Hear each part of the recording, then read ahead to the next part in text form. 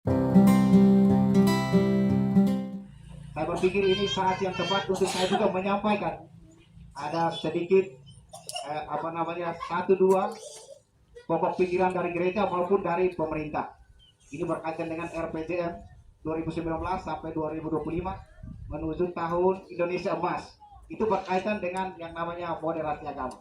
Jadi pembangunan itu bukan hanya dari ekonomi, tapi juga pembangunan manusia. Pembangunan manusia salah satunya itu melalui yang namanya moderasi beragama. Maka saya mengangkat tema renungan di Bapak Mama, saudara-saudara yang terkasih, dalam lingkup kehidupan bermasyarakat itu di Indonesia kita sering dengar istilah moderasi beragama. Moderasi beragama itu bilang kita menjalankan agama itu dengan cara yang adil, melakukan agama kita itu ikut yang poros tengah punya, tidak miring kiri miring kanan, atau orang bilang ekstrim kiri ekstrim kanan. Ekstrim itu biasa begini, kalau orang dulu agama lain itu kafir, oh agama ini kafir, agama saya paling benar, itu ekstrim, itu tidak dibenarkan. Lalu contoh lain lagi, kalau ada agama tertentu menjalankan cara peribadatannya dengan caranya, lalu kita mengatakan itu tidak baik, itu tidak benar. Kalau kita berharap patung Bunda Maria, ada mengatakan itu menyembah patung, itu semua tidak, itu kita telah jatuh dalam sikap yang namanya ekstrim. Ekstrim itu sama dengan mengatakan agama saya paling bagus supaya agama orang lain jelek. Itu satu sikap ekstrim yang pertama. Ekstrim yang kedua, kalau orang berdoa dari pagi sampai malam, dia tidak pusing ada masalah sosial di sekitar, memang ekstrim namanya.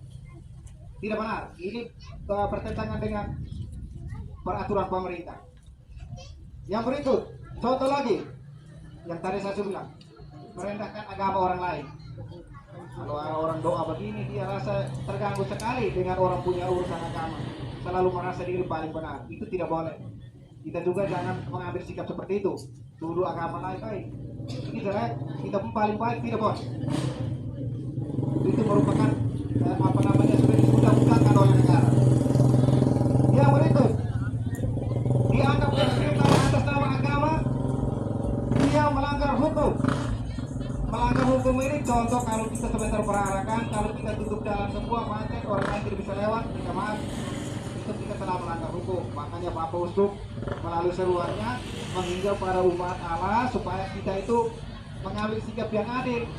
Kita pakai sebelah, biarkanlah sebelah itu orang lain lewat.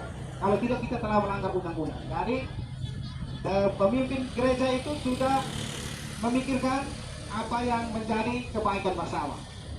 Oleh karena itu, prinsip moderasi itu ada 3. 1, kita harus taat pada kesepakatan bersama.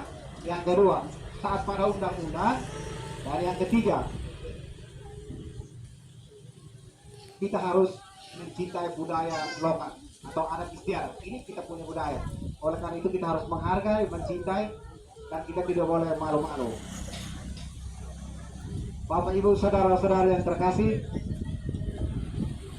di akhir renungan ini marilah saya mengajak kita untuk meniru Ibu Maria yang tetap adil dalam menghadapi situasi sulit apapun. Kita menerima Yesus yang selalu bersikap moderat. Orang benar, orang berdosa, dia terima semua. Tidak ada dia bilang, saya terima orang baik, orang berdosa saya tidak terima.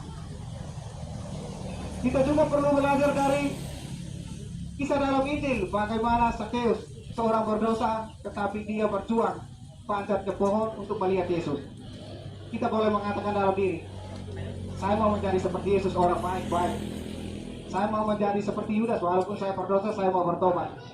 Tetapi mengapa kita tidak mengatakan, saya ingin menjadi seperti ranting yang menjadi sarana untuk orang lain supaya menuju keselamatan. Zakheus itu panjat pohon, baru dia ketemu dengan Yesus dan bertobat. Maka kita boleh berdoa, ya Tuhan, semoga saya bisa menjadi seperti ranting pohon itu, menjadi sarana untuk membawa orang lain menuju kepada keselamatan.